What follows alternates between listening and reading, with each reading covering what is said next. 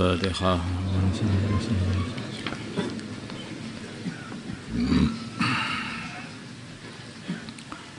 Bahtul Masail Senin 20 Jumadil Ula 1442 4 Januari 2021 Masehi.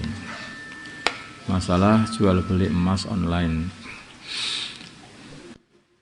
Sekarang ini sedang marak-maraknya memperjualbelikan emas dengan cara online. Di antara caranya adalah melalui aplikasi seperti Shopee. Sang pembeli memilih emas yang diinginkan. Setelah ia mengklik keinginannya untuk membayar, ada beberapa opsional, bisa melalui mobile banking, pembayaran langsung lewat HP, atau lewat kartu ATM, atau COD, yaitu dibayar kurir datang membawa barang ke rumah. Dibayar saat kurir datang membawa barang ke rumah. Juga kadang-kadang lewat Alfamart, dan juga ada koin Shopee. Saya kurang begitu paham ini. Yang didapatkan karena sering membeli barang melalui Shopee. Pertanyaan, bagaimana hukum transaksi tersebut, yaitu jual beli emas secara online? Tidak diperbolehkan. Jual beli emas secara online ini tidak diperbolehkan karena tidak ada serah terima secara langsung dalam suatu tempat transaksi. Tidak ada serah terima, tidak menyerahkan terima. Tidak ada takobut.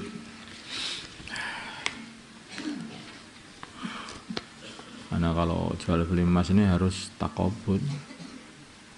Di satu tempat itu juga ini pembeli, penjual di situ, kemudian satu menyerahkan, saling menerima. Ini menerima dari satunya, satunya menerima dari satunya, begitu. Langsung. Dengan online ini kan nggak bisa langsung. Makanan walimah dikirim ke tetangga-tetangga. Pesta pernikahan adalah momen yang ditunggu-tunggu oleh dua manusia yang baru saja menikah.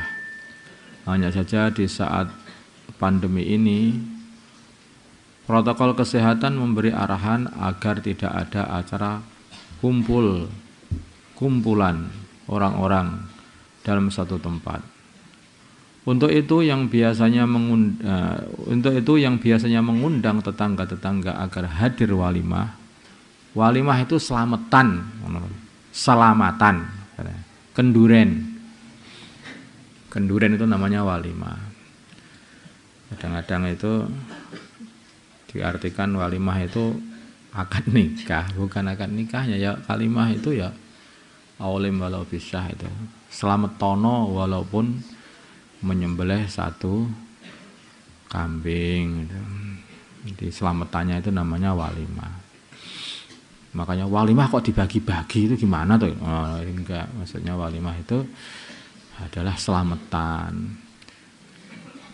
Sekarang makanan yang diantar ya, yang biasanya mengundang tetangga-tetangga agar hadir walimah, maka sekarang makanannya diantar ke rumah-rumah dan mereka tidak perlu datang hadir di acara tersebut. Pertanyaan, apakah ada kesunahan mengantarkan makanan walimah kepada tetangga yang ada di rumah mereka?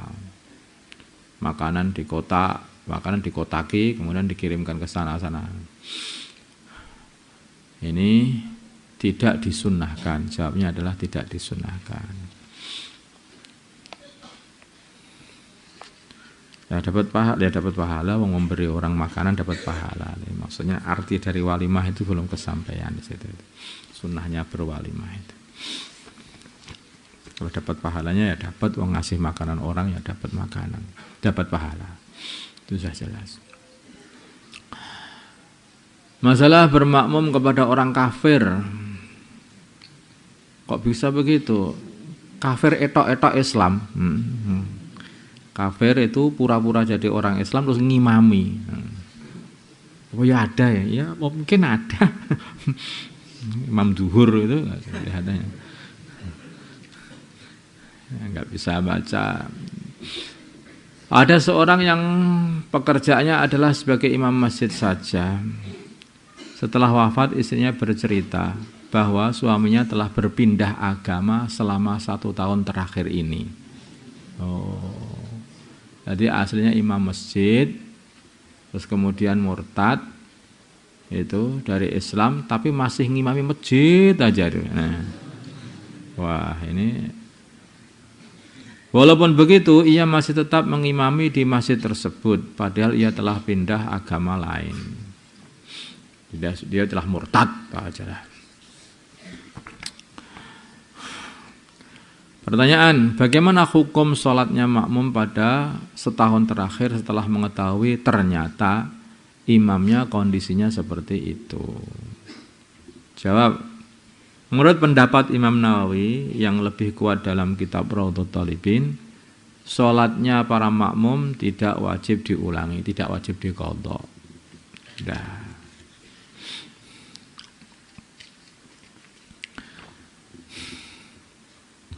4. Bagaimana cara mensucikan luka gigitan anjing? Di orang digigit anjing. Jawab, tempat yang terkena bekas gigitan anjing dibasuh 7 kali setelah ainnya najis dihilangkan dan salah satunya dicampur dengan debu. Jadi dihilangkan dulu ainnya najis. Harusnya ini urutannya begitu. Ainnya najis itu dihilangkan dulu kalau masih ada ainnya. Itu. Seumpama di situ itu ada liurnya anjing yang menggenang di lubang bekas gigitan itu, semua seperti itu. Nah, itu dibuang dulu, dibersihkan dulu, dibuang dulu, baru dibasuh 7 kali, salah satunya dengan debu. Gimana dengan debu ini, Pak? Masa digosok sama sakit? Enggak, pakai aja. Airnya itu dikasih debu, jadi air keruh. Nanti airnya keruh itu disiramkan di situ itu sudah dengan debu saja bisa. Itu juga diantara fadilahnya menghilangkan jarosim, kuman-kuman dari gigitan anjing itu. Insya Allah nggak akan jadi gila kamu kena gigitan itu. Dengan cara begitu. Wallahu a'lam.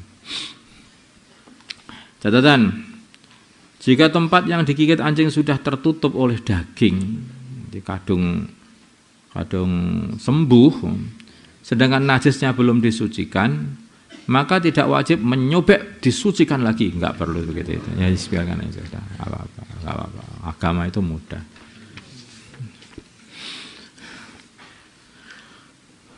Lima, masalah mandi Jumat. Ini penting sekali ini. Kelihatannya ini sebagian santri atau sebagian orang itu kurang begitu mementingkan mandi Jumat. Padahal mandi Jumat itu zaman dulu itu dipentingkan sekali oleh orang-orang, para ulama salaf kita, orang-orang kuno dulu. Bagaimana hukumnya mandi Jumat? Hukum mandi Jumat adalah sunnah. Namun ada sebagian ulama salaf, ulama kuno yang mengatakan bahwa hukum mandi Jumat adalah wajib.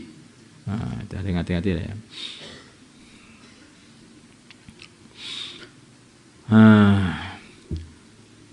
Lalu bagaimana hukum meninggalkan mandi Jumat? Meninggalkan mandi Jumat adalah makruh, dan seumpama kamu meninggalkan mandi Jumat, sunnah untuk diqadha. Habis Jumat qadha. Belum mandi dulu. Ya. Gitu ya. Sekarang mandi sunnah tanpa membasuh kepala. Kayak mandi Jumat tadi. Apakah mandi Jumat dengan tanpa menyiram rambut, menyiram kepala? Menyiram kepala aja. Karena kalau kepalanya nggak ada rambut, gimana ya? Menyiram kepala sudah mendapatkan kesunahan mandi Jumat? Jawab, belum mendapatkan kesunahannya. Namanya mandi, tapi bukan mandi sunnah. Mandi. Nah, dinamakan mandi apa enggak? Ya mandi, namanya mandi. Namanya mandi, tapi bukan mandi yang sunnah. Allahumma shalli ala sayyidina Muhammad wa ala sayyidina Muhammad wa ala sayyidina Ibrahim wa ala sayyidina Ibrahim wa barik ala sayyidina Muhammad wa ala sayyidina Muhammad. Allahumma arhamna sayyidina Muhammad Allahumma ighfir lana sayyidina Muhammad Allahumma salli alaihi baina qulubihim wa sayyidina Muhammad Allahumma salli wa jahdi rasulika Muhammad sallallahu alaihi wasallam. Alhamdulillahirabbil alamin.